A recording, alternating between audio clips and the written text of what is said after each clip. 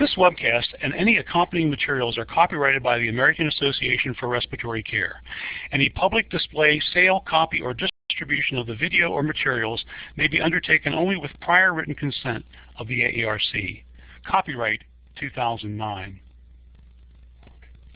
My name is Bill Dubbs. I am the AARC Director of Education and Management Services, and I welcome you to today's webcast on the Strategic National Stockpile, the LTV 1200 ventilator.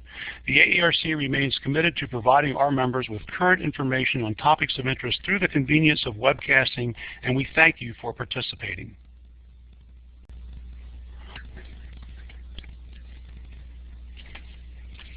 Upon completion of the AARC webcast, participants will be able to describe the Strategic National Stockpile and explain how SNS ventilators are requested, explain the operational characteristics of the LTV 1200 ventilator, discuss the clinical application of the LTV 1200 ventilator, and discuss the issues surrounding the appropriate use of the Strategic National Stockpile ventilators, existing hospital resources, and triage.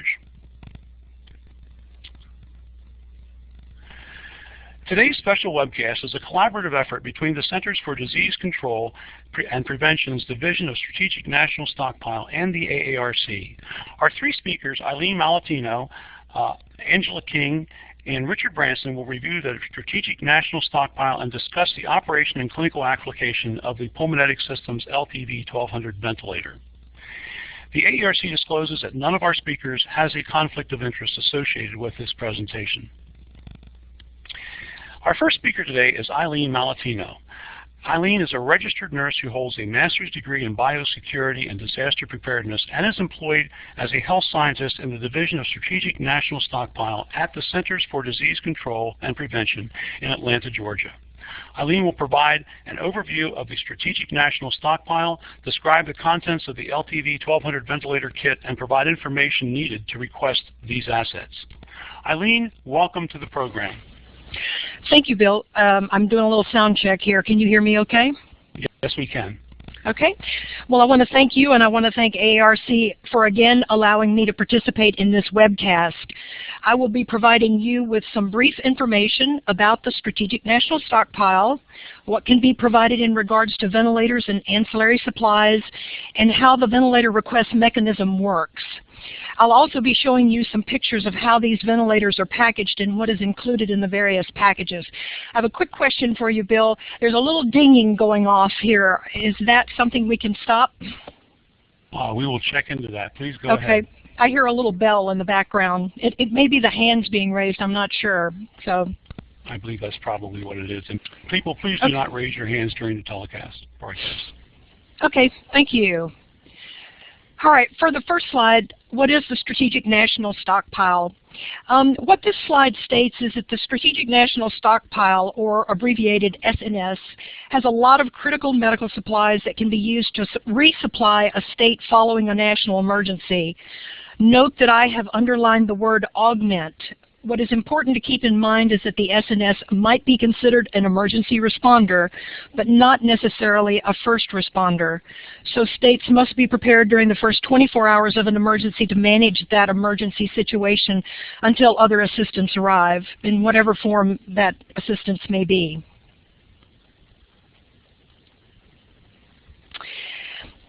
The stockpile is designed for a flexible response. This means that depending on the emergency or the threat, the SNS can provide an appropriate response. The SNS contains medical supplies, which also includes pharmaceuticals, in what's called a 12-hour push package configuration, as well as in managed inventory. So the picture in the upper left shows what a 12-hour push package configuration might look like in our warehouse. It's configured in air cargo containers to fit inside a wide-body aircraft, hence the shape that you're looking at there. The next picture to the right is the individual air cargo containers being loaded onto a plane. And then the far left picture shows that we can also send these containers and ship them by truck if necessary. The picture on the bottom left shows what the containers look like after they are delivered and staged at a state's warehouse. And then the final picture on the right shows that what an S&S managed inventory warehouse might look like. So you can see all of our stuff neatly packed. Very clean warehouses. As the name implies, the 12-hour push package can be delivered in 12 hours or less and is usually sent when a threat is unknown. That is, you may have large number of casualties, but the cause is yet undetermined. Thus, you may need a broad spectrum of treatment methods. Now, the S&S managed inventory, on the other hand, contains not only the same items as in a push package in bulk supplies, but also other items for when a threat is known, such as a biological agent, influenza, radiation, etc. Thus, specific treatment items such as antibiotics or ventilators could be sent. Keep in mind that ventilators and their ancillary supplies are part of the S&S managed inventory and are not stored in the 12-hour push package. So the arrival time for this equipment may be anywhere from 24 to 36 hours, depending on the size and the scope of the event. So how would you request these assets? In box number 1, first of all, a need is determined by a locality. This could be a hospital or other treatment facility. And then a request for assets is usually sent according to your local emergency protocols to the governor or their designee. A state emergency may be declared by the governor before or during the particular event, and the governor may then make a request to Health and Human Services for assets. And then as it states in box number 2, in the gray box, Health and Human Services, or HHS, and other federal agencies and CDC discuss the situation and the need, and then a decision is made to deploy the supplies. In box number 3, S&S then coordinates with the state on the delivery strategy, that is, where, when, what, and how the delivery will take place. And finally, in box 4, the supplies are delivered and the state disperses them to the needed sites. As an FYI, in certain cases, medical supplies may be sent without a state requesting them. An example of this would be deployment of antivirals for a pandemic event or a vaccine for a smallpox event. In this case, HHS declares a public health emergency and the order is issued to the S&S to deploy certain assets. This automatic deployment could also include ventilators, but here again it would just depend on the size and the scope of the event. Bill? I seem to have lost my slides. Oops. Okay.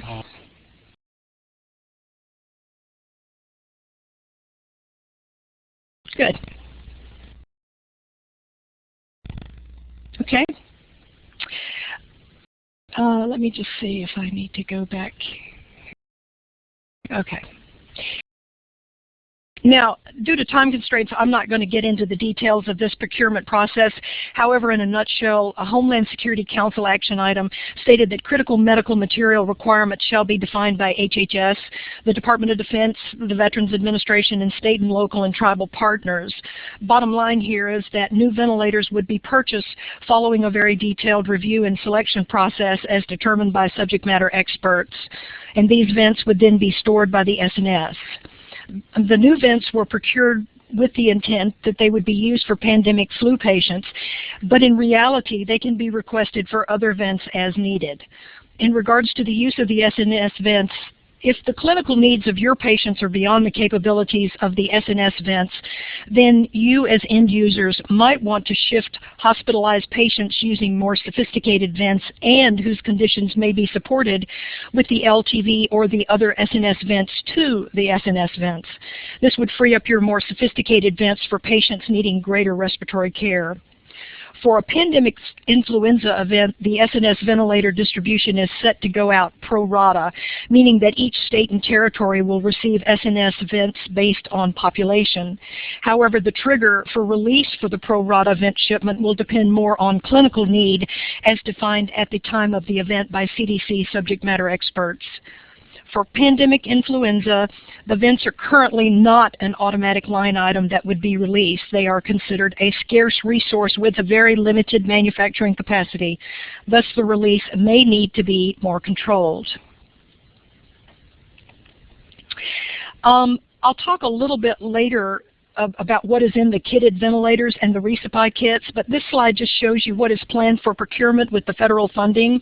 As you can see, the SNS will be receiving approximately 4,450 kitted ventilators on a delivery schedule that will run anywhere from July of 2009 through March of 2010.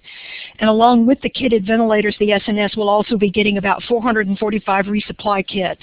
So one resupply kit will be available for every 10 vents. And then I'll discuss the resupply kits later as well. Pictured here is the LTV 1200. This ventilator is sold by Cardinal Health. And Cardinal Health is now spinning off some of their devices, including this ventilator, into a company they call Care Fusion. This vent is about the size of a laptop computer, and I'll discuss dimensions and some other specifications in a later slide. This slide pictures the LTV 1200 external battery pack. It's called a Sprint Pack and is a lithium-ion battery. Lasts about 5 hours. The SNS had testing of this battery done by the Defense Medical Standardization Board prior to purchase to validate the battery runtime at certain specified settings. All batteries tested lasted above the manufacturer's 5-hour specification. Pictured here is the rolling case that will hold the ventilator and the kitted items. As you can see, it has a retractable handle and can be pulled on wheels or carried like a suitcase. It's even light enough that I can pick it up and easily carry it. And this is just what the case looks like when you as an end user first open it, and I'll go into the contents later. I just wanted you to see what it looked like when you first opened that up. Now, here are two other views of the kitted case, one with it open and then one with the handle extended, just to give you a couple of more views of that. Now this slide shows an exploded view of the contents of the kit. Listed on the left side are the contents, and in front of the Sprint Pack battery is the canvas type carrying case. An AC adapter is also included in this kitting. The plastic packages that you see over on the right-hand side hold adult, child, and infant supplies that are packaged together. These packets include appropriately sized circuits, closed suction catheters, HMEFs, the heat and moisture exchange filters, and an MDI, meter dose inhaler. And in the lid, you'll see two little red, white, and blue guides. Those are quick setup guides, in both in English and Spanish. Also not pictured in this this mess here, is a spiral-bound operator's manual and 2 CDs. One CD is the LTV 1200 Emergency Preparedness Training DVD, which is about 27 minutes long. The other is the LTV 1200 GoPack Operator's Manual CD. This CD includes electronic versions of the operator's manual for the transport battery system, the operator's manual for the vent, the quick setup cards in English and Spanish, and the quick reference guide, which reviews the functions and the alarm settings. It's anticipated that all of the electronic information will be made available on AARC's website and the manufacturer's website in the near future. And this is just a picture of what the 2 CDs look like, just kind of a close-up view there. Now the next 3 slides, I'm going to show you the laminated quick setup guide. I'm not going to go over this. I'm just going to show you what it looks like, and you'll open it up. It is a tri-fold 8.5 by 11 laminated card, available in both English and Spanish. If you open up the card, this is the English version only, but if you open up the card, you can see the step-by-step instructions on how to set up the vent for a patient. And then this is the final picture of the setup guide. You'll notice on the the right-hand side there at the bottom, they also mention using a mask with this ventilator, but we don't supply any of that equipment, but just thought it was kind of interesting that they put that information in there as well. Now in this slide, I'm showing 2 views of an SNS air cargo container with the kitted LTV vents inside. All of our ventilators, the Impact, the LP10s, and the LTV 1200s are all packaged in these air cargo containers and stored this way in our warehouse. In the picture on the left, it shows vents only stacked on the left side and boxes on top, but on top, but this is simply to show a cutaway type view. There will actually be 20 vents total, 4 across and stacked 5 high. And then the picture on the right shows a side view, and then the resupply cardboard boxes will have color-coded labels that easily identify them as for adult, peds, or infant. Now this configuration is for S&S storage purposes only and will help our logistics personnel pull product for shipment. So if your state is only getting a few vents, then our logistics personnel will determine the quickest and most efficient way to send the vents and additional ancillary supplies to you. Usually this means that they will be pulled, palletized, and shrink wrapped for shipment. This chart will show just some of the vent specifications. The case dimensions that I show here include the retractable handle, the wheels, and the plug adapters. And as you're aware, the battery life, both external and internal, will depend on the ventilator setting for the specific patient. The times listed in this chart are from the manufacturer's specification sheet for the internal and the external batteries. Now, the cardboard boxes in the air cargo container hold the ancillary supplies that may be needed after you've already used what's in the kit. And this picture shows the cardboard boxed resupply kits packed around the yellow kitted ventilators. So you can see that in the red arrows. One resupply kit, as I said in a few slides back, is included for every 10 ventilators. Thus, since there are 20 vents in each cargo container, there will be 2 resupply kits per air cargo container. Now these cardboard boxed containers have in them what are called grab-and-go bags.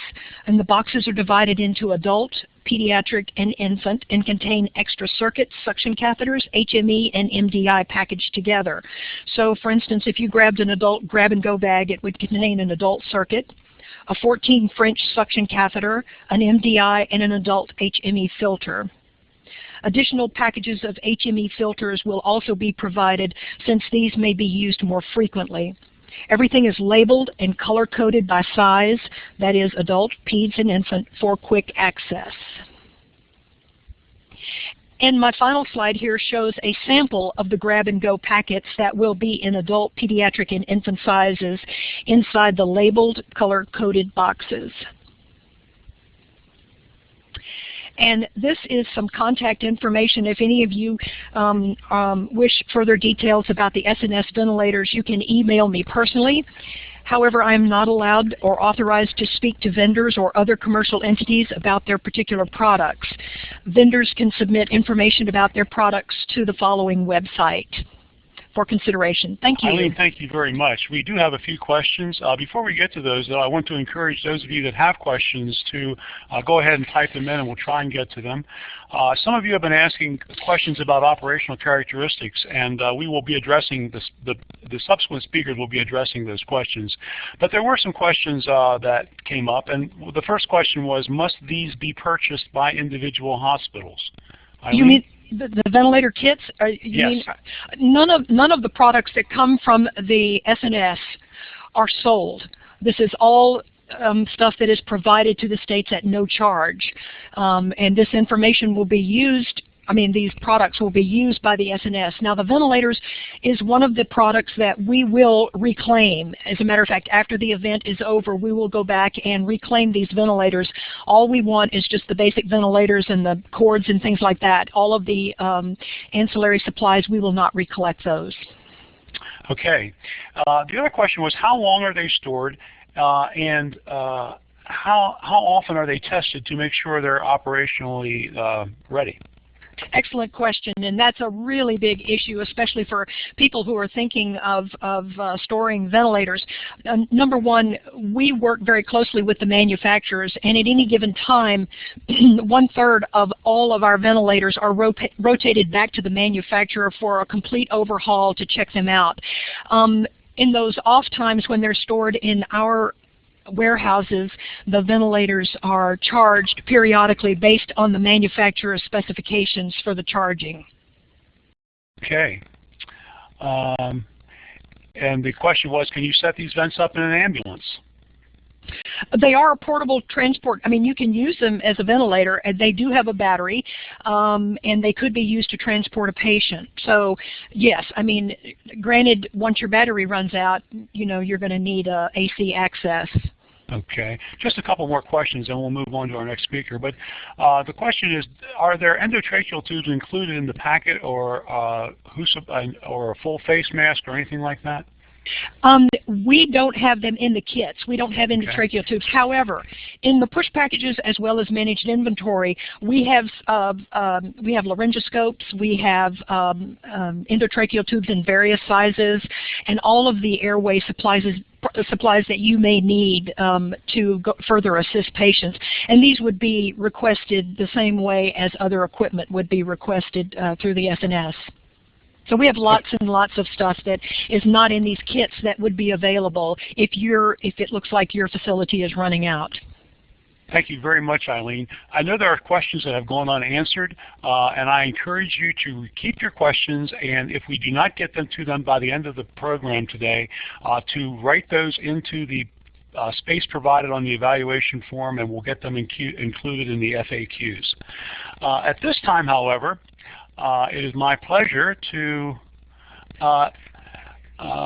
introduce Angela King. Angela is a registered respiratory therapist and holds an RRT, NPS, and PFT specialty credential. She's an independent consultant from Spencerville, Indiana, and Angela will describe the setup and operation of the LTV 1200. She will also provide an overview of the ventilator, discuss the power-up, selecting and changing settings, and the extended features menu. She will also provide an overview of the available circuits and key ancillary equipment. Angela, welcome to the program.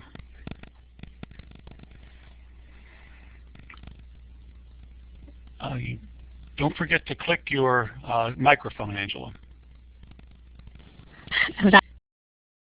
That's better. Thank you. Good day, everyone. Today we're going to talk about the LTV 1200 setup and basic operation, ideally for folks that have not had a lot of experience with the LTV previously.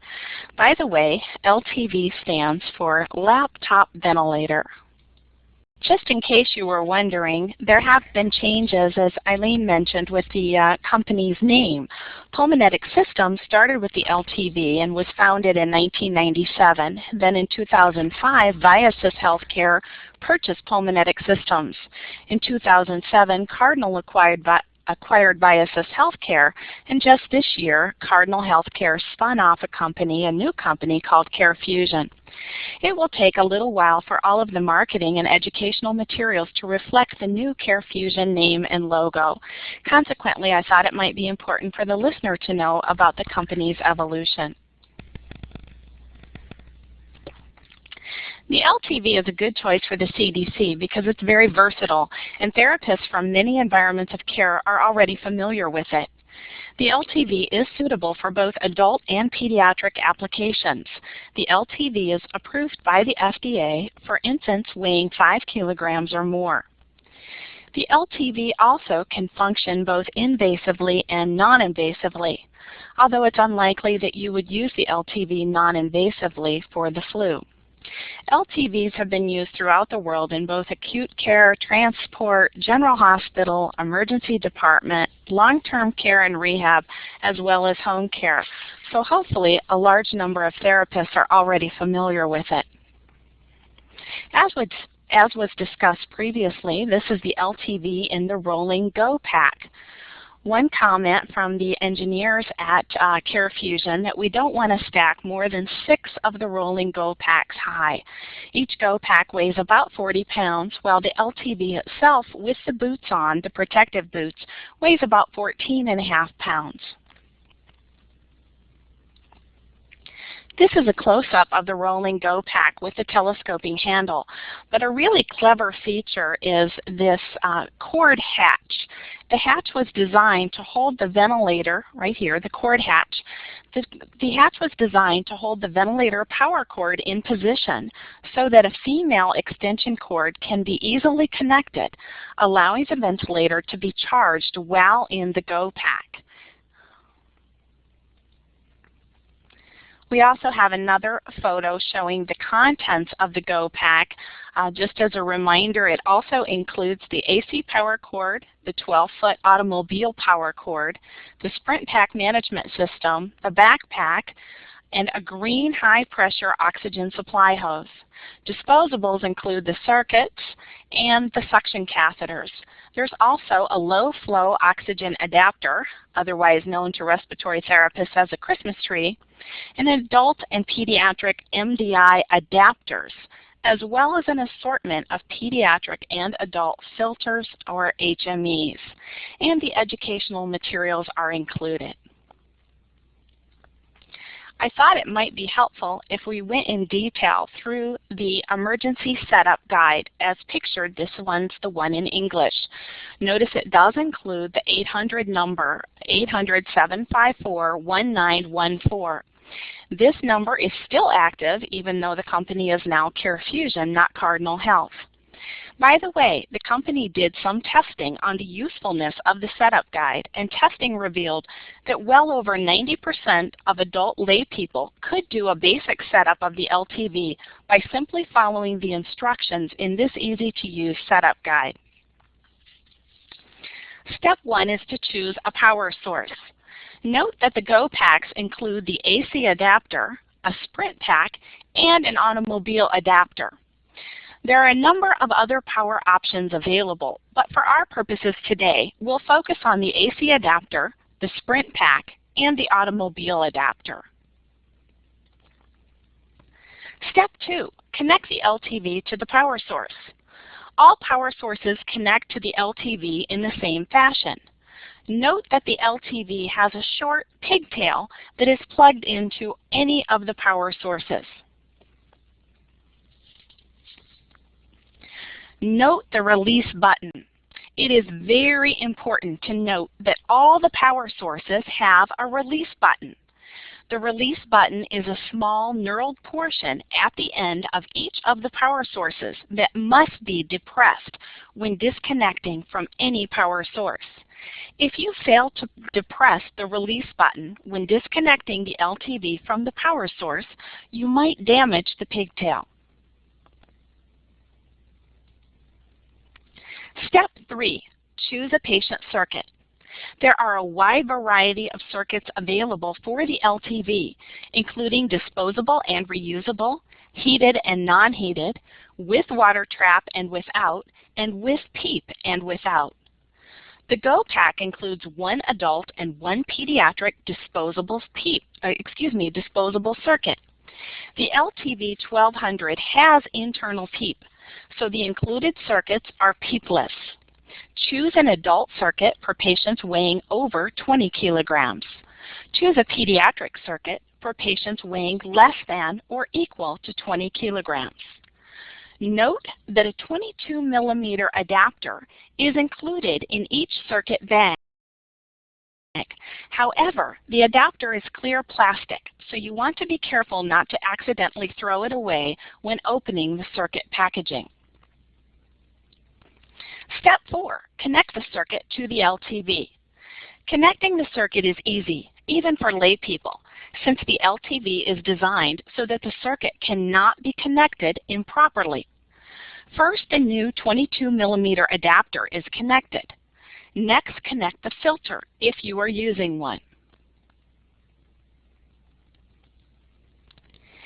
Here's a close-up to show you the 22 millimeter adapter connector being connected to the right side of the LTV ventilator. Step 5, connect the sense lines. On the left side of the slide, you can see that we've connected the 22 millimeter adapter and the filter. Above them, we are connecting the sense lines. Technically, we are connecting the two sense lines from the patient Y and the exhalation drive line, but often we just refer to all three of these small lines as the sense lines.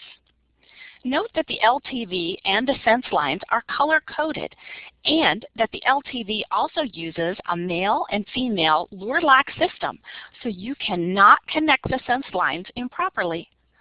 Also, note that the two lines with lure locks are both turned clockwise to tighten them. Here's a close-up of the exhalation drive line being connected. Note it has no lure lock at the end. It's simply pressed firmly onto the port. Next is the distal sense line, color-coded yellow. Note the yellow lure lock will not fit onto the top port. It only fits onto the proper middle port. Lastly, we connect the proximal sense line, the white one, to the top port. Now you can see all three lines properly connected. Step 6, turn the LTV 1200 on. The LTV includes a very useful feature called the query feature. The query feature may be turned off in the extended features menu, but for our purposes, the feature is very helpful. When the query feature is on, upon power up, the LTV will ask the therapist if this is a new patient or if it's the same patient. Turn the LTV on by pressing the On Standby button found in the lower left-hand corner of the front panel. Once the power is on, when the Query On feature is on, note the same patient is displayed in the display window. If you're using the LTV on the same patient, simply press the Select button, and the LTV will begin ventilating with, here's the Select button, and the LTV will begin ventilating with the same settings that were in use when it was last powered down. Keep in mind, pressing the Select button is like saying, yes, I want to ventilate the same patient I had before with the same settings I used upon power down.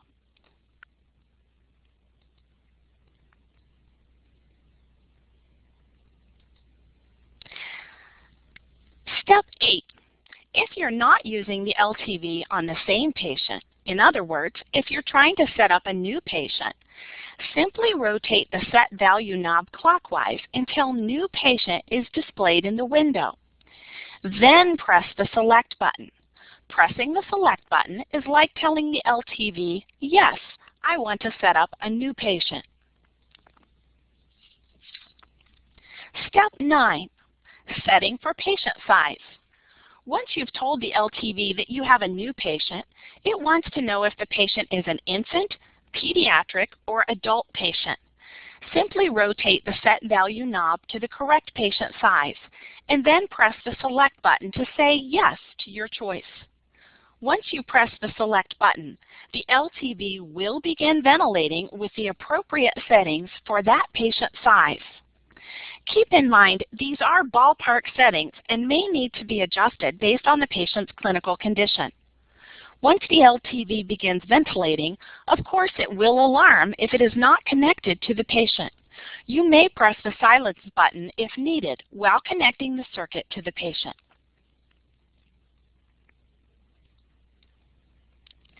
Here are the general size guidelines for choosing infant, pediatric, or adult when setting up the LTV for a new patient.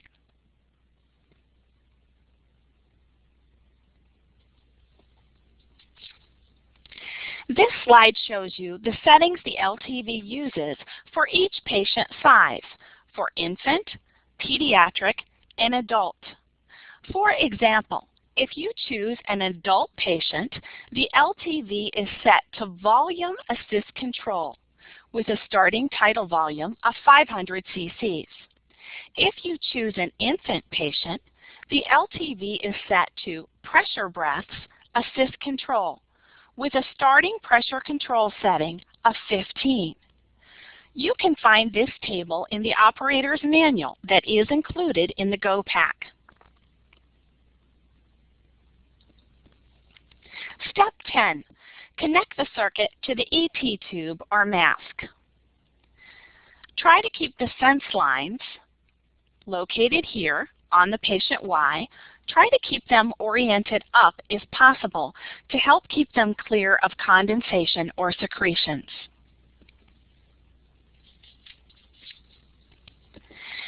This step's optional. if you're using an HME and/or flex tubing for patient comfort. HMEs and filters are included in the Go pack. This slide is included to show you the proper placement of the HME or the flex tube, should you use one.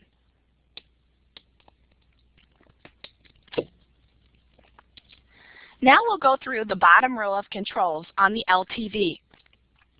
Starting on the far left on the bottom row, we have the On Standby button. To turn the LTV on, simply press the button. To turn the LTV off, you must press and hold this button for 3 seconds. Notice each time you power the LTV down, it will alarm, necessitating a press of the alarm reset button. Next, we have the breath type button. Either volume breaths or pressure breaths may be selected. In this slide, the LTV is set to volume breaths. Next, we have the mode button. We can scroll between assist control, SIMV CPAP, and non-invasive positive pressure ventilation modes. In this slide, the LTV is set to assist control. Note that both the breath type and the mode buttons require a second confirmatory press. Next, we have the inspiratory-expiratory hold maneuver. We won't go into this button in detail today, but it is covered in the operator's manual if you wanted to measure compliance or auto-PEEP. If you were to accidentally press this inspiratory or expiratory hold button, you can press the control lock button one time as an escape key. I know it's sort of counterintuitive, but keep in mind that the lock button also serves as the escape. Alternately, you could just wait 1 minute and the control will deselect itself. The next button is the manual breath button. Pressing it delivers one breath at whatever pressure or volume settings you have set. The next button is the low pressure O2 source button. It might be important for our purposes. If you have 50 psi oxygen available, you will not need this button. If you have a 50 psi oxygen source, you simply use the green high pressure line and attach it to the port on the left side of the ventilator. And then you can set the precise FiO2 that you want on the front panel. However, suppose you run out of wall oxygen or high pressure oxygen and you want to use an oxygen concentrator. Then you have to press and hold this low pressure O2 source button for 3 seconds. The low pressure O2 source button allows the clinician to bleed in oxygen from a low pressure source, but you will not be able to dial in a precise FiO2 if you're using low pressure oxygen. Once activated, you will need to press and hold the low pressure O2 source button for 3 seconds if you decide to go back to a high pressure oxygen source. This is showing the oxygen port. Notice it does have a little cap screwed on that's attached by a chain so you don't lose it. You would need to undo this cap and attach your high pressure oxygen tubing or a Christmas tree so that you could use low flow oxygen. A lot of people have a little bit of trouble with this chart, so we'll go over it. If you're using a low pressure oxygen source, you cannot dial in a precise FiO2 since you're bleeding in the oxygen. So the FiO2 delivered to the patient depends on both the input O2 flow and the patient's minute ventilation. So in this example, we can see the input O2 flow is approximately 5 or 6 liters here. The patient's minute ventilation, let's just pretend it's 6 liters per minute. So we follow that line down to where the two intersect, the input flow and the patient's minute ventilation. And we can see that we're delivering approximately 55%. Again, this value will change based on the patient's minute ventilation. Back to finishing the bottom row of controls, we left off here with the low pressure O2 source, so now we'll take a look at the control lock button. If you activate the lock by pressing this button, the green indicator will illuminate, indicating that the front panel is locked, and you will not be able to adjust the ventilator settings. You can unlock the ventilator simply by pressing the control lock button again. We also have the Set Values knob. Turning it clockwise generally increases the value of the setting, while clockwise decreases the value. Finally, we have the PEEP control. We can set the PEEP from 1 to 20. Note the PEEP on the 1200 is internal. It is not included on the circuit.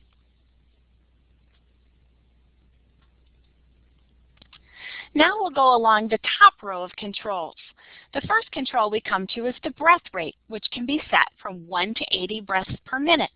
We could also set this control to a dash, meaning that there was no set breath rate. The next control is the tidal volume, which we can set from 50 to 2,000 cc's. The next control is the pressure control, which can be set from 1 to 99 centimeters. Now might be a good time for me to mention that the LTV 1200 is PEEP compensated. Let's take a look at what that means on the next slide. On the left side, we can see that the pressure control or the pressure support is set to 20 centimeters with no PEEP. Notice that the delta from baseline to the control setting or pressure support setting is 20 centimeters.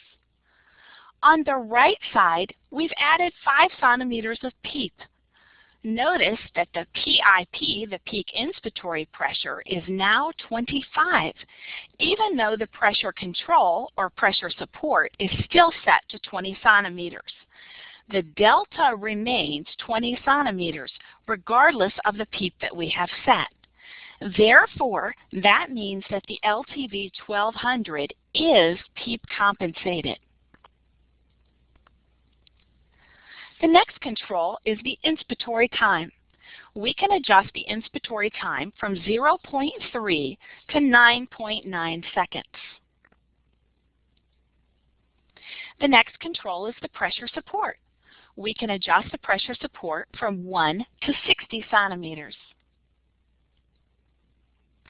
Next is the O2 percentage control. Note that this is active when we are using a high pressure oxygen source. It's adjustable from 21 to 100%.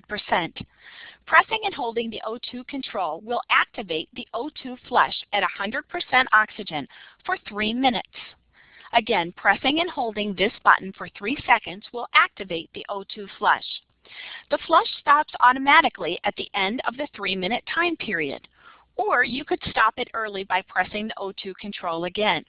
You can adjust the O2 flush time interval from 1 to 3 minutes in the extended menu.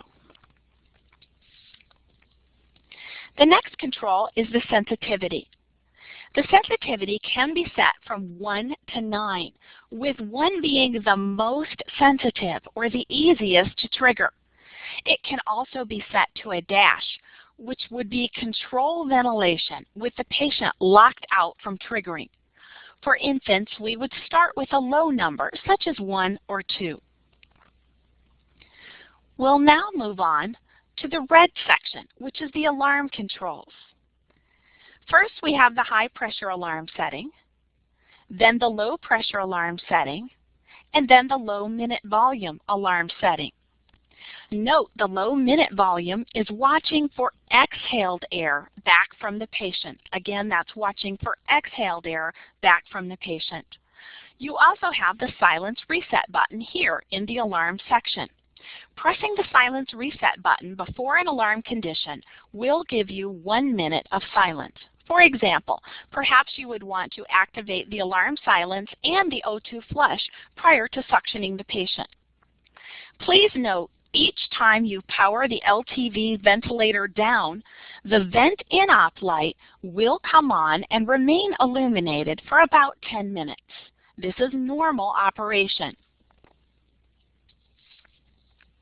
This is a listing of some of the other alarms that you might commonly see.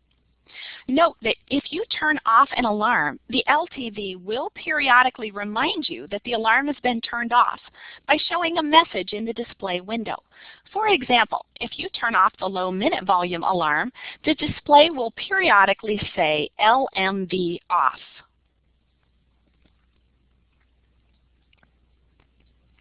The LTV also includes a bar graph on the front panel to display the airway pressure.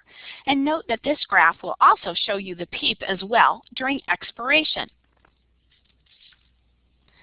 The airway pressure graph does leave one LED from the PIP at the last breath each time. The monitored data will scroll through the display window. If you'd like the scrolling to stop, simply press the select button one time, and the LTV will stay put on that particular data point. You can advance through the monitored data by pressing the select button again. Pressing the select button twice rapidly, sort of like clicking on a mouse, will start the data scrolling again.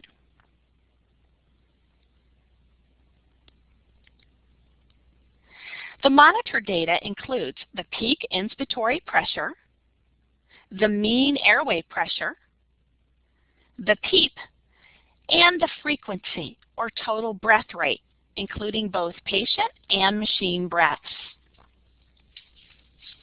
Additional monitored data includes the exhaled tidal volume, the exhaled minute volume, the IE ratio, and the calculated peak flow rate. Please notice that the calculated peak flow rate is only displayed during volume ventilators. Continuing along the front panel of the LTV, we have the power indicators. Note that this close-up photo of the power indicator shows that the LTV is not connected to an internal battery. In this particular slide, we can see the LTV is connected to external power and that the internal battery is being charged. On this slide, we see that the LTV is using its internal battery, the internal battery. A fully charged internal battery in good condition is good for about 60 minutes. Of course, the internal battery life depends on the patient settings and the battery condition.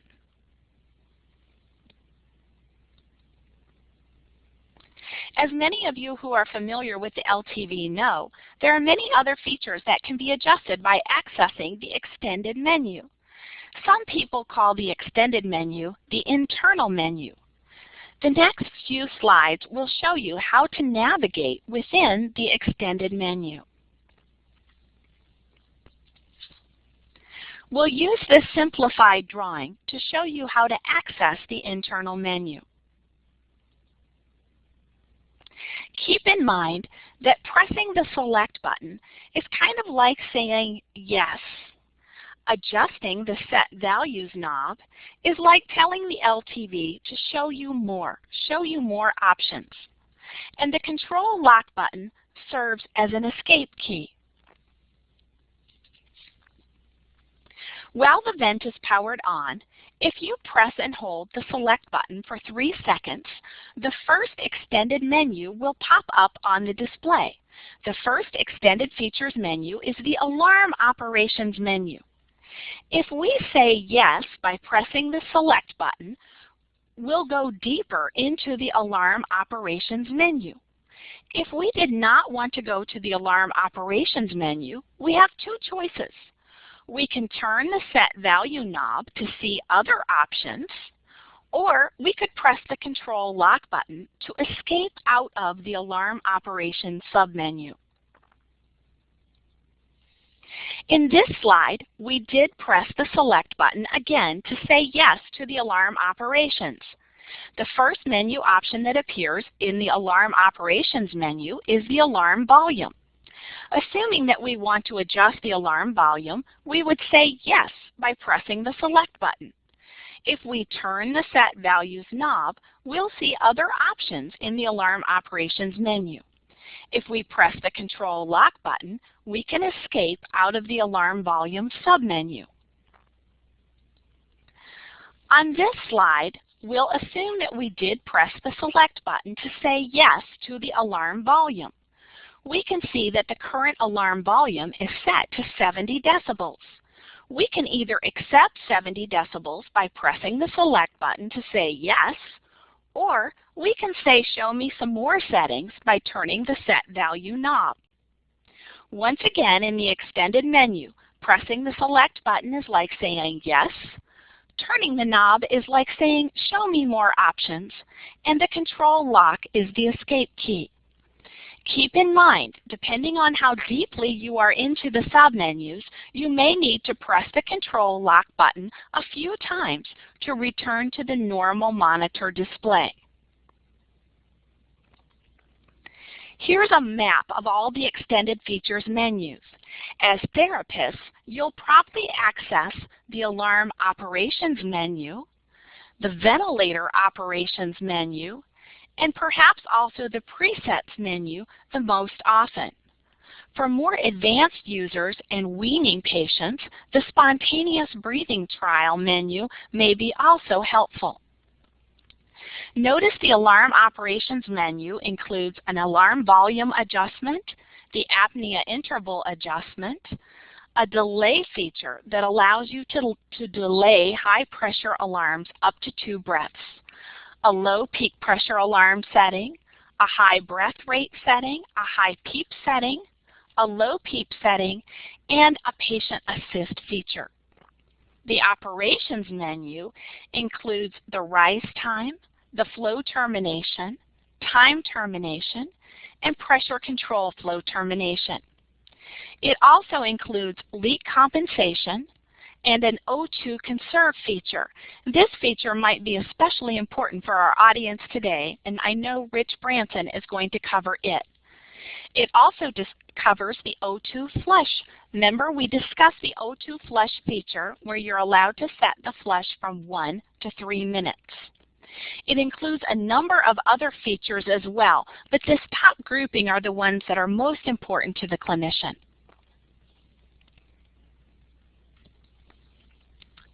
As a reminder, the operation manual included in the Go Pack does include a review of all the presets, as well as a detailed review of all the extended feature settings. The Go Pack also includes some key accessories.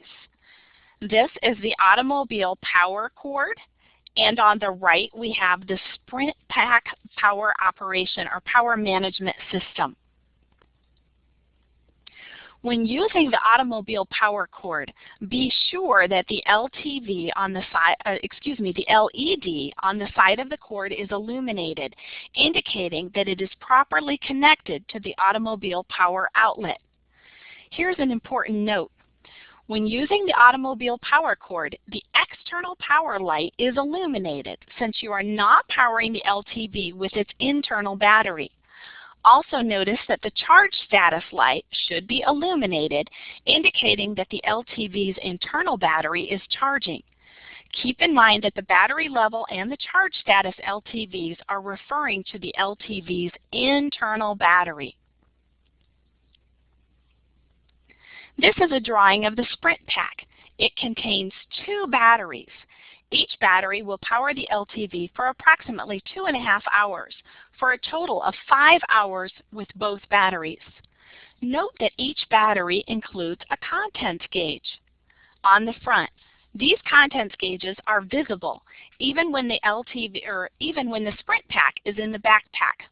It takes about 3 hours to recharge a fully depleted single battery, or 5 hours to recharge fully depleted both batteries. Note that the Sprint Pack can be connected to an approved power source, ideally AC power, and the LTV at the same time. Here's where we would connect to the power input, and here's the power output to the pigtail of the LTV. This is helpful because then the ventilator is running off AC power and the Sprint Pack is being charged. If the AC power is interrupted, the LTV will automatically switch to the Sprint Pack. For storage purposes, the Sprint Pack battery should not be fully inserted into the Sprint Pack.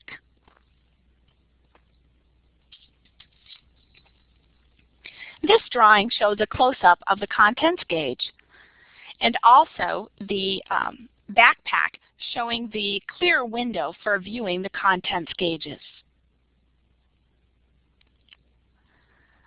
Lastly, I thought it was important to review that the phone number still stands regardless of whether your educational materials would happen to say Viasys Healthcare, Cardinal, or CareFusion. The 800 number is still operational. Press 1 for customer order management, press 2 for technical support, and press 3 for clinical support. Simply call the number and press option 2 or 3 and leave your contact information. A CareFusion representative will call you back promptly. This concludes my slides, Bill. If there are any questions. Angela, thank you so much. That was a great overview of the operational characteristics of the ventilator. And there are some questions, and definitely more questions than we could answer in the short time that we have allocated. Just to remind people, if we do not get to your specific question, please keep that question in mind and write it, report it through the evaluation mechanism, and we will get it addressed on the FAQ sheet that will be developed later. A couple questions that I will hit on here that came up. First of all, it says, can the LTV be used to ventilate kids less than 5 kilograms? Well, that's an excellent question, and I don't want to get in trouble. I can say that the company literature says 5 kilograms and above. I have in my own practice on occasion in close collaboration with a physician, making sure that everyone was aware of the FDA labeling, but I have on occasion used it on a smaller patient. Okay. Will the Eagle 754 circuits work on this ventilator? I believe you asked if the Eagle 754 circuits would work on the LTV. The sound cut out momentarily. That's correct. I would have to say that the LTV has proprietary circuits that need to be used with it in order for all the flow sensors and the transducers and the sense lines to transmit the proper data back to the ventilator. Okay. When this ventilator is, yes. Bill, this is Eileen. I was going to let you know that all of the circuits for all of the ventilators that we have in the SNS are proprietary. They're not going to be interchangeable. Thank you, Eileen. When this ventilator is used with a mask, does it compensate for leaks? Yes, the LTV does have a leak compensation feature. When the LTV is shipped from the factory, the leak compensation feature is turned on. Now, my practice with the LTV has been if the leak is huge, no, it's not going to compensate for an enormous leak. But the type of leaks that we encounter, and typically we've been able to make it work very nicely. Okay. How about altitude affecting performance? Issues using it for like air transport and things like that? Are there any? Would you mind if I deferred that question to Mr. Branson, and I'll remind him, Rich, the question is altitude performance, and maybe he can cover that one. I think he'd be more of an expert on that. I expect he would. That'll be fine. When the ventilator is actually delivered to the hospital, and Eileen, you may be the one to answer this, what about preventive maintenance on the ventilator? Is that an issue for people? Do people need to be concerned about that? Once the ventilator is delivered, we're no longer responsible for that maintenance. So if there are people within the hospital who do provide their maintenance, but when they're in our warehouses, our stock is rotated on a set rotation schedule. Okay. Sometimes more often, but I don't know about in the hospitals. We don't. So that basically becomes the responsibility of the hospital once it's delivered. That's what you're saying. Right. They can deal directly with the manufacturer. Okay. Thank you. And back to you, Angela. Does the patient select range, infant, pediatric, adult, limit the range of the desired setups? Oh, that's or settings. I'm sorry. That's an excellent question. I'm sorry, I should have addressed that. No, absolutely not. That just gets you in the ballpark so you can get up and running quickly. But then you are absolutely able to adjust within, for example, the tidal volume adjustment is from 50 to 2,000. You still have the full range of settings available to you. That's just getting you in the ballpark quickly. Okay, and one final question. Is there an inlet dust filter for use in the field? On the left side of the ventilator, I'm sorry, I should have shown that more closely. On the left side of the ventilator, there are two filters. Both of those are sponge filters that may be removed and washed in the field easily, rinsed thoroughly, and dried before reinsertion. But yes, there are two filters. The one at the top is the sand filter. The one at the bottom on the lower left side is the one that filters all the air that eventually makes its way to the patient. Excellent. Again, Angela, thank you so much for a great presentation. Thank you. I'm going to hand the headset over to Mr. Branson. Very good. Our final speaker today is Richard Branson. Rich is a registered respiratory therapist and a fellow in both the AARC and the SCCM. He's an associate professor of surgery and director of clinical research at the University of Cincinnati in Cincinnati, Ohio. Rich will discuss the clinical application of the LTV 1200. He'll discuss factors affecting battery life, oxygen usage, FiO2, and performance issues related to humidification and gas temperature. He'll also describe the spectrum of disease associated with pandemic flu and discuss current findings, including profound hypoxemia, failure of NIV, etc. And finally, he will describe the appropriate use of the SNS ventilators and existing hospital resources with regard to patient characteristics or triage. Rich, welcome to the program. Thanks, Bill. I will try to go through some of these things. We wanted to have some discussion of what's going on right now and talk about how the ventilator works and where it might have some shortcomings so everybody's aware. So I think the most important thing to remember when we're talking about this or any of these events is that you have to have the right application of any ventilator by matching the ventilator performance to the needs of the patient. So Bill mentioned one of the hallmark findings at the moment of H1N1. Now, it seems in a very strange kind of way. You get H1N1 and you're sick at home, or you get H1N1 and you're in the ICU. There doesn't seem to be a lot in the middle. At least that's the data that we're seeing right now. And the patients who do come to the hospital are profoundly hypoxemic, show up with TF ratios less than 100, less than 80 on 100% oxygen, and therefore, one, fail non-invasive ventilation. The most recent report was published 2 days ago from Spain, where in a series of 30-some patients, they tried non-invasive on 8 patients, and it failed in 6 of them. So what the reports are is that the patient comes in and goes from being, boy, I feel bad, I have the flu, to, boy, I need to get to the hospital, to when they arrive, they're crashing and you're intubating them. So I think that's important. And then furthermore, when you get past that, the patients that have been reported from Michigan and Manitoba and Canada, Salt Lake City and Houston are on high levels of PEEP, often using APRV to increase mean airway pressure, often being switched to high frequency, and in some cases being switched to ECMO. So these patients are really, really sick. So when we look at some of the ventilators, any of the 3 ventilators we might get from the Strategic National Stockpile, you might consider using the ICU ventilators you have for your H1N1 patients and these ventilators for the other patients. But it clearly is important to understand the limitations of all of these ventilators.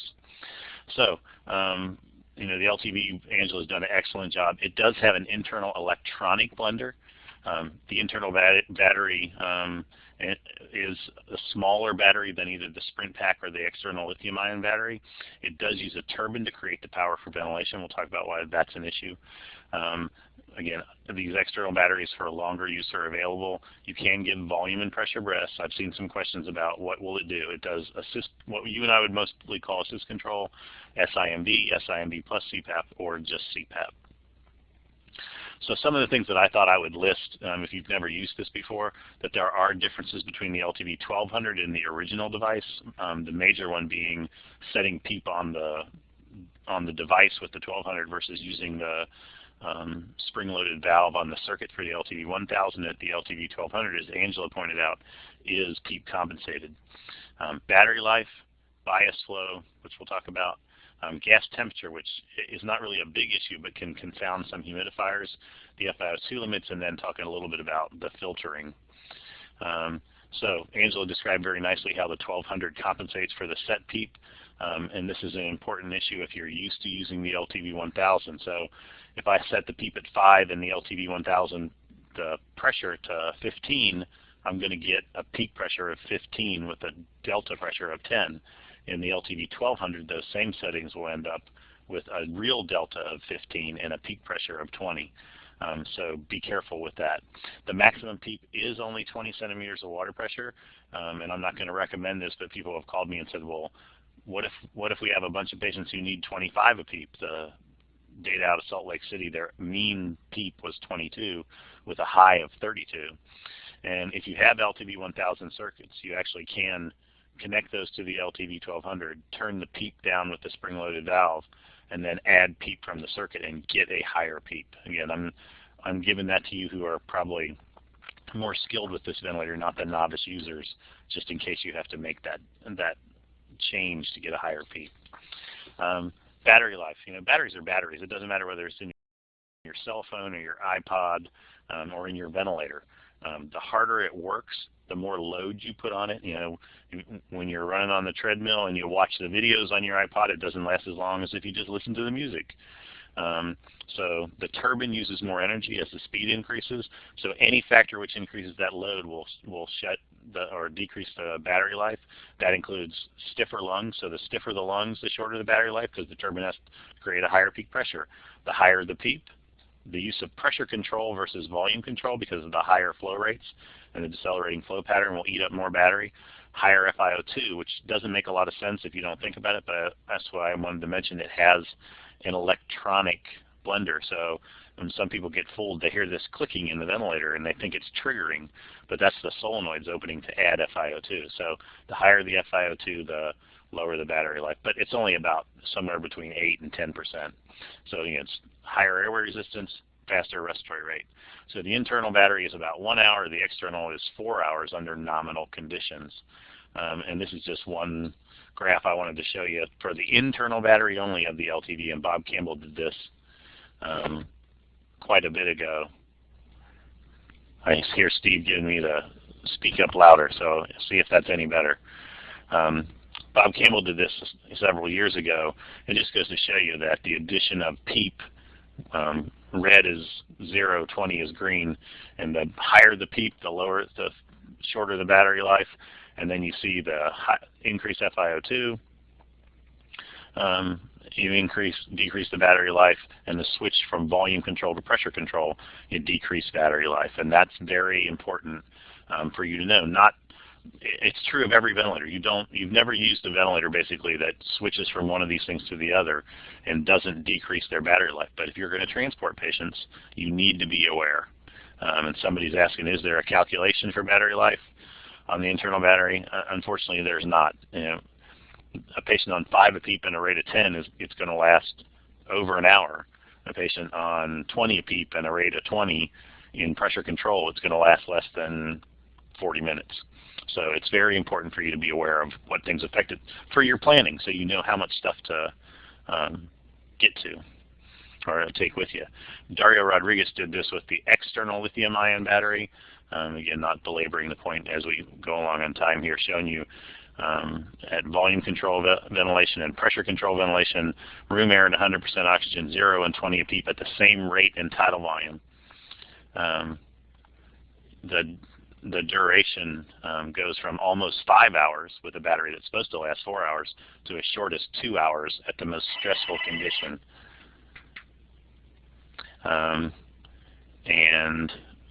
So that it's important. It's important for you to realize so you can know what your planning is.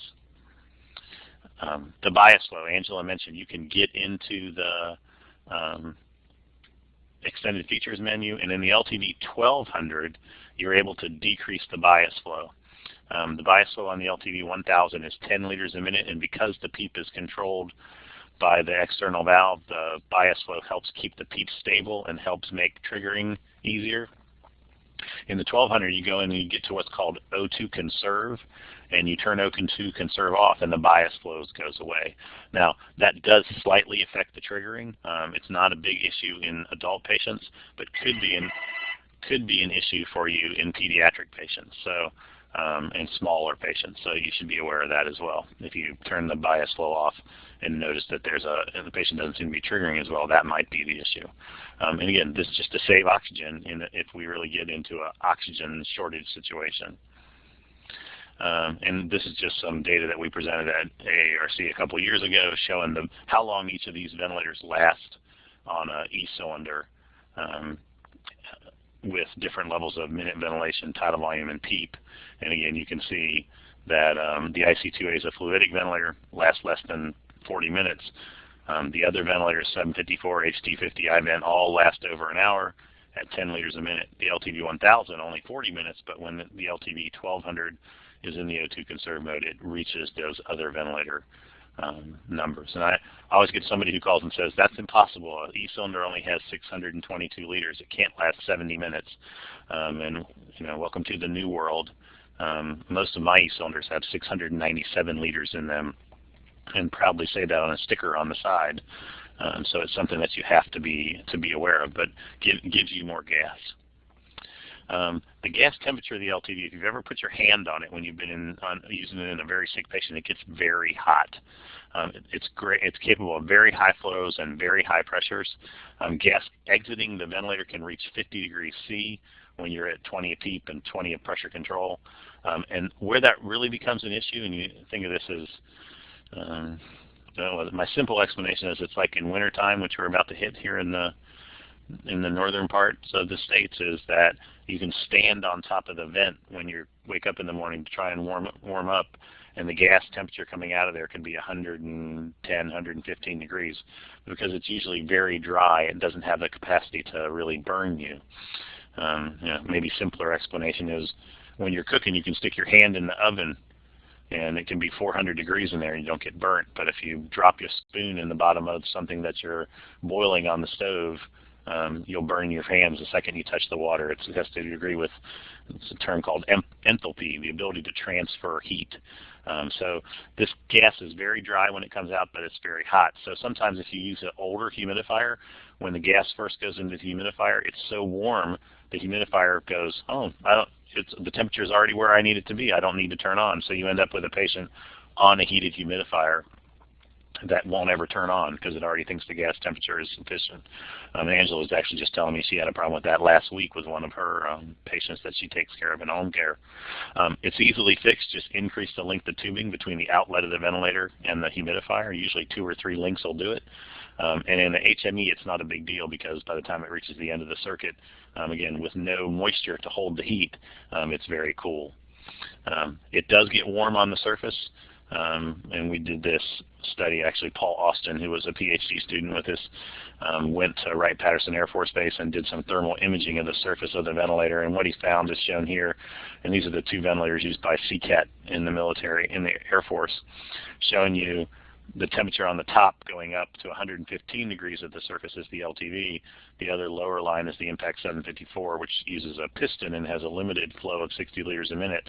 Doesn't really get very warm, but you can see the surface of the ventilator when it's working very hard. It ends up being very warm, and it's something you need to be aware of. Just don't lay it on the patient. And this is just my, the cool slide. This is the actual thermal imaging picture of the surface of the LTV.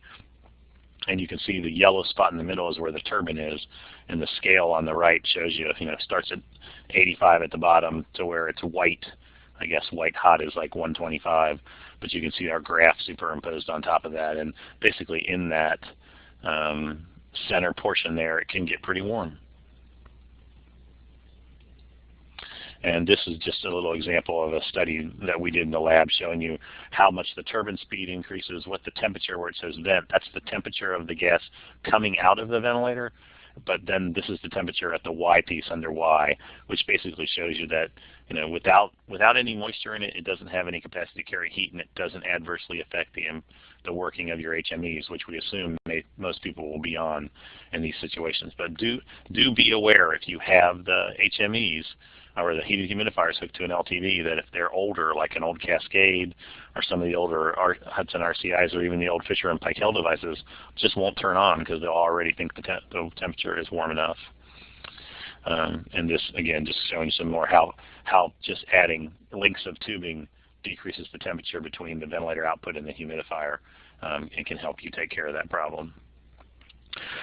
Something we always see, if you look at the spec sheet for the LTV, it says the FiO2 actually is 95 plus or minus 5%. It can use both 50 psi gas and a low flow source, as Angela described. There is no ability to attach a reservoir to the inlet at the moment. It does have an internal reservoir of a volume, in a couple hundred milliliter range. Under most conditions, the maximum FiO2 you can give is about 96%.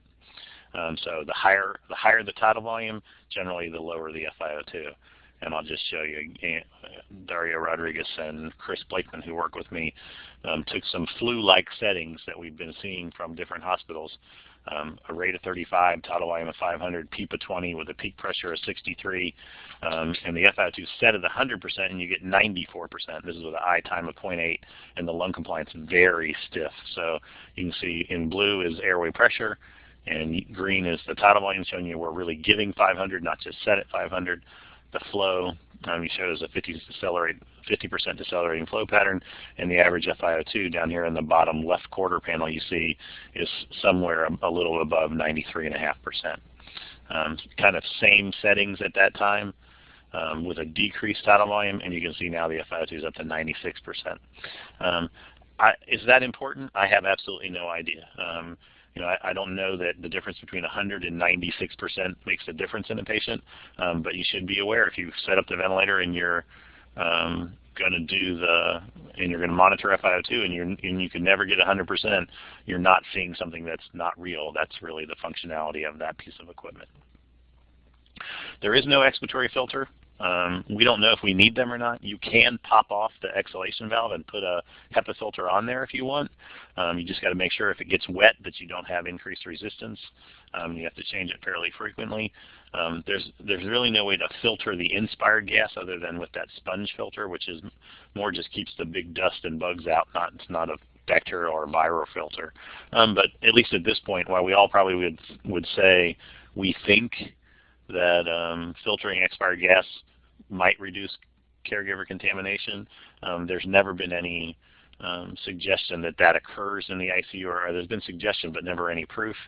And I kind of always come back to the same thing. I've been working in the hospital for 30 years, and if therapists and nurses got sick from the effluent coming out of the exhale port of the ventilator, think how many people would never come to work. Now, I'm not trying to belittle this at all because I don't know the answer. If you feel more comfortable filtering the expired gas, then by all means do what makes you feel safe and what makes you feel good in caring for your patient. But there's not any evidence to suggest that has to be done. So I always say the same thing when it comes to a ventilator. I'm sure there'll be people who are watching this who like another ventilator better or work for another ventilator company, and we'll see all these as limitations and reasons should have bought their ventilator instead of this ventilator. Whoever's you have, if you end up getting the LP10, an Impact 754, or LTV 1200 from the stockpile, get educated, get your hands on it, understand what your patient needs, understand what it can and cannot do. Apply the best device to the patient at hand. It might mean your Draeger or your Puritan Bennett ventilator, the high-end ventilators go on the flu patients, and then the stockpile patient ventilators go on in the recovery room or in the surgical ICU or in the neuro ICU. Every ventilator has its strengths and weaknesses, and the best chance for all these patients is you. A skilled staff using the ventilator is the most important part. And I'm going to end by saying, please, if you haven't seen that we're doing this national ventilator survey now that's sponsored by Health and Human Services, get to your boss, your department director, whoever it is that's in charge of ventilators, whether it's respiratory or biomed or nursing, and try to get that filled out, because we're over a little bit half of the hospitals in the United States reporting. This is critical information for the government to plan for the future purchases in ventilators, and it's important to the ARC. We really are going all out to make sure that this works. And there are a lot of people back at the home office, Sam and Steve and Tim and Tom, that are working real hard on this. So if you get a chance, and Steve's put up the website on the chat room here, please make sure that you do that. It's vitally important, not only to the country, but for the AARC. It is demonstrating its ability to get the information the federal government needs. So I'm going to give up. Hey, Rich, thanks a lot. That was a great presentation, and thanks again for reminding folks about the importance of participating in the AARC's Vent Survey. We are getting pretty close on time. There was one question that came up, Rich, about the HMEs, and they were asking how often should the HME be changed? Well, we've done papers that suggest that every 3 days is the HME can be changed. It doesn't need to be done every 24 hours. You can probably do it on a per patient basis. If they look like they're full of mucus or humidity or fluid, then you might have to change them more often. But I think for the most part, there are papers in the literature, both from our group and then from a couple of the French groups and Marin Colas group, that you can use them anywhere between a single HME on the same patient from anywhere from 3 to 5 days. So that's what I would do it on a, change them on an as-needed basis, especially if you're short of them. The other question was about altitude. The LTV does not compensate for altitude. Having said that, within the 8,000 feet of normal airline operation, it's still kind of within the 10% of the ASTM standard. But we did a research paper on this that was published last year. The issue is the current military operations in Afghanistan start at 5,000 feet. So when you have to fly over the mountains in a helicopter at 12 or 14,000 feet, it's important to have altitude compensation. At commercial air travel, most all ventilators would be fine. Thanks, Richard. One other question just popped up here, and that is, has the LTV 1200 been used on H1N1 flu patients in severe ARDS, and how successful was it? I don't know that answer. Okay. Like I said, I hope they start to publish this data. The most recent paper is in the online journal called Critical Care. It's by Jordi Rello. So if you get on PubMed and type RELLO _J, he's the first author. It's the Spanish report, and it shows you how much PEEP, how much FiO2 that people are using. And we can only, ventilator is a ventilator. If the patient has H1N1 and needs 15 of PEEP and a tidal volume of 500 at a rate of 30, then the LTV is going to work. If the patient needs 30 of PEEP, the LTV is not going to work. And most of the portable ventilators aren't, because they are limited to 20 of PEEP. Okay. I also want to remind the audience that if you did not get your question answered, please do submit it on the evaluation form. And I think we're going to go ahead and wrap it up. I want to thank all of our speakers today for an excellent presentation. I want to thank our audience. We had nearly 800 participants today, which is the most we've ever had on the webcast. And thank you for all your good questions, and I'm sorry we couldn't get them all answered. But for those of you that are watching this as a live presentation, please stay with us during the next brief pause for instructions on how to obtain your CRCE contact hour. If you're watching this program as an archive, this concludes our presentation.